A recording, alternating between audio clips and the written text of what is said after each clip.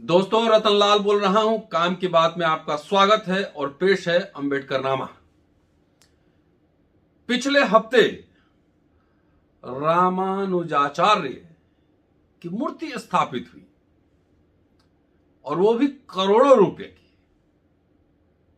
जनेऊ पहने हुए मूर्ति आपने देखा ही होगा, स्टैचू ऑफ इक्वलिटी। लेकिन आखिर वो मूर्ति कहां बनाया गया? डिजाइन भारत में हुआ, लेकिन वो मूर्ति चीन में बना। Statue of liberty, Sardar Patel, the first home minister of India, उनकी भी मूर्ति कहां बनी? वो भी चीन में। आंध्र प्रदेश सरकार और तेलंगाना सरकार, ये दोनों सरकारें बाबा साहब डॉक्टर अंबेडकर की मूर्तियां बनवाने वाली है, करोड़ों की, 100 करोड़ से ज्यादा की। उसका ऑर्डर चीन में दिया जा चुका है 2020 में, वो भी चीन में बनेगी। आखिर क्या ऐसी बात है कि भारत में जितनी बड़ी बड़ी मूर्तियां लग रही हैं, सब चीन में बनाए जा रहे हैं? आपने प्रधानमंत्री का वो स्टेटमेंट लाल आंख वाला सुना ही होगा। चीन लाल आंख दिखाता है तो आप भी लाल आंख दिखाइए। तो ये बात हमें जानना जरूरी है कि लाल आंख दिखाने के क्या मायने हैं। अपनी संप्रभुता से समझौता करने का कोई मसला नहीं। कभी भी संप्रभुता से, सॉवरेंटी से समझौता नहीं होना चाहिए। लेकिन क्या बात है कि लाल आंख दिखाते दिखाते statue of equality, statue of liberty आप चीन से ही बनवाते हैं? ये एक यक्ष प्रश्न है। और ऐसा नहीं है कि भारत में यह बनाने की कला पहले से मालूम न थी। कांस्य की मूर्तियां हड़प्पा काल में मिली। हड़प्पा काल में जब व्यापार होता था मेसोपोटामिया से, तो तरह तरह के शिल्प कलाएं सब कुछ थी वहां पर। सब बनते थे, मनके बनते थे, मूर्तियां बनती थी, टॉयज बनते थे, सब बनते थे। इतिहास युग में आइए तो बुद्ध काल में जाकर देखिए, आखिर बामियान में जो बुद्धा की जो मूर्ति थी, भारत की ही बनाई हुई थी।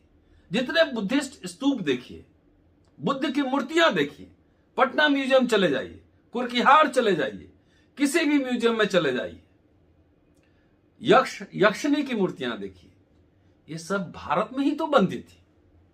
गुप्त काल में आइए, गुप्त काल में जितने नटराज या विष्णु और तमाम कृष्ण जो मूर्तियां बनी हैं, वो सब भारत में ही तो बनी थी। भारत के ही शिल्पकार ने तो बनाया था। आखिर क्या कारण है, क्या वजह है? इसकी पड़ताल जरूरी है। क्या वजह है वो मूर्तियां अब भारत में नहीं बन रही हैं? कहां गए वो शिल्पकार, डिजाइनर? सब यही है भारत में। लेकिन उसका कारण यह है कि आपने इंफ्रास्ट्रक्चर नहीं डेवलप किया। क्योंकि ये मूर्ति बनाने वाले लोग, ये कलाकार, शिल्पकार, स्थापत्य कला से जुड़े हुए लोग उस जमाने में ज्यादातर किस समुदाय के रहे होंगे, इसका आकलन आप लगा ही सकते हैं। और यह बात मुझे इस संदर्भ में याद आया कि मैंने पीएचडी किया है काशी प्रसाद जायसवाल के ऊपर।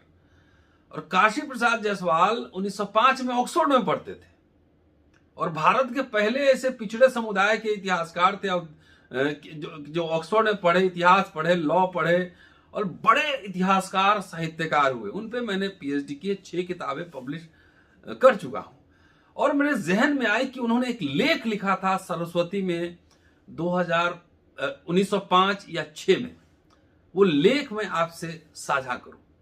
जब वो ऑक्सफोर्ड में पढ़ रहे थे, वहां की लाइब्रेरी में वो प्राचीन भारत के संस्कृत ग्रंथ तलाश रहे थे और उसी से कुछ उनको सूचना मिली, जिसके आधार पर हिंदी में उन्होंने लेख लिखा और सरस्वती, जो कि उस समय की हिंदी की जानी मानी पत्रिका थी, उसमें छपवाया था। लेख का नाम है चीन और जापान में संस्कृत ग्रंथ। उस लेख को पढ़िए सुनिए।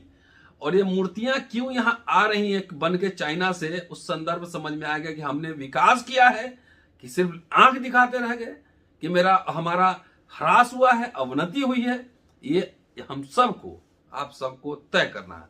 उस लेख के कुछ अंश मैं आपसे साझा करना चाहता हूं। सहमति असहमति अलग बात है, लेकिन कंटेंट आपके सामने होना चाहिए। वो लिखते हैं कि जान पड़ता है कि चीन और जापान में पहले संस्कृत सीखते थे, क्योंकि अकेले चीनी अनुवादों से संस्कृत ग्रंथों का आशय चीन और जापान वालों की समझ में नहीं आता।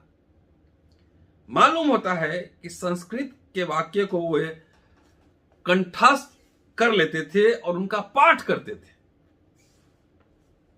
क्या ही अच्छा हो यदि भारतवासी अपने पास से धन की सहायता देकर चीन और जापान से कुछ विद्यार्थी अपने देश में लावें और उन्हें संस्कृत पढ़ने का प्रबंध करें।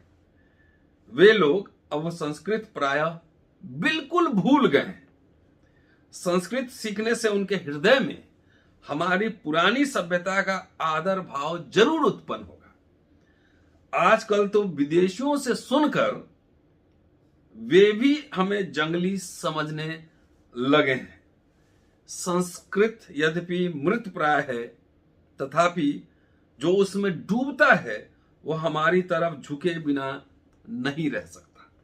आगे काशी प्रसाद जायसवाल ने लिखा है कि 3री और 4वीं शताब्दी में एक तरफ हमारे दर्शन शास्त्र ग्रीक और रोम में आदर पात्र हो रहे थे, दूसरी तरफ सांख्य संबुद्ध बौद्ध मत मंगोल जाति को सभ्य और शांति बना रहे थे।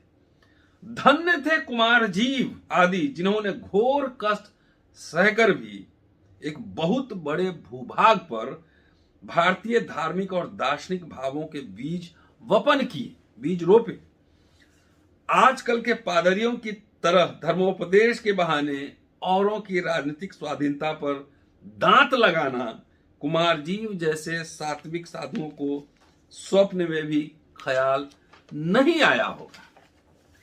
आगे और कंक्लूडिंग रिमार्क्स, मेरे किताब में ये लेख है, जो मैंने संपादित किताब छापी है डॉक्टर काशी प्रसाद जायसवाल संचयन, उसमें ये लेख मैंने डाला है। और मुझे अचानक अभी मैं पढ़ रहा था कि आखिर मूर्तियां चीन में ही क्यों बनती है, तो मुझे लगा कि वो लेख आपसे साझा करूं। लिखते हैं, काश्यप, धर्मरक्ष, धर्मपाल, बोधि रुचि, बोधि धर्म, कुमार जीव, परमार्थ, प्रज्ञतर आदि इसी भारत के सुपुत्र थे। उन्होंने हिमालय को पार करके विदेशियों की भाषाओं में इतनी पारदर्शिता प्राप्त की जितनी आज तक एक भी यूरोपवासी नहीं कर सका, क्योंकि आज तक किसी यूरोपवासी ने चीनी भाषा में कोई दार्शनिक ग्रंथ नहीं लिखा। भारतीय परिव्राजक अपना धर्म अन्य देशों में फैलाते थे। आजकल खुद भारतवासियों को अन्य धर्म में ले जाने की चेष्टा हो रही है। ये लिख रहे हैं कि बहुत भारत के बुद्धिजीवी जाते थे वहां पर और सारी बात फैलाते थे। सोचिए, भारत जिस समय बुद्ध आर्ट, बुद्ध फिलॉसफी भारत से पूरी दुनिया भर में गया, उस समय बहुत स्थापत्य में भारत बहुत ही आगे था। आज आप पीछे हैं। आखिर बीच के जो समय थे, अशोक के काल में देखिए पूरा बना, बाद में भी बना। आखिर क्यों ऐसा हुआ कि वो शिल्प कला स्थापत्य आगे नहीं बढ़ पाया, और आखिरकार चीन को लाल आंख दिखाते दिखाते आपको चीन से ही स्टैचू ऑफ इक्वलिटी और स्टैचू ऑफ लिबर्टी और अंबेडकर साहब की मूर्तियां भी, स्टैचूज भी आपको चीन से ही मंगवाना पड़ रहा है। मैं इतिहास का छात्र हूं, इसलिए इतिहास से मैंने कॉन्टेक्चुअलाइज कर दिया। 1905 या 6 की लिखी हुई आर्टिकल है। मैंने उस समय हाथ से लिखा था, क्योंकि उस समय जिस समय पीएचडी कर रहा था, न बढ़िया मोबाइल फोन था, ना मेरे पास कैमरा था। मैंने हाथ से पूरे रजिस्टर, वो रजिस्टर मेरे पास आज भी अवेलेबल है। ढूंढते ढूंढते वो रजिस्टर मिला है, इसलिए मैंने सोचा आपसे साझा करूं। शुक्रिया, keep watching and sharing Ambedkar नामा। अगले एपिसोड में आपसे फिर मुलाकात होती है। शुक्रिया, जय भीम।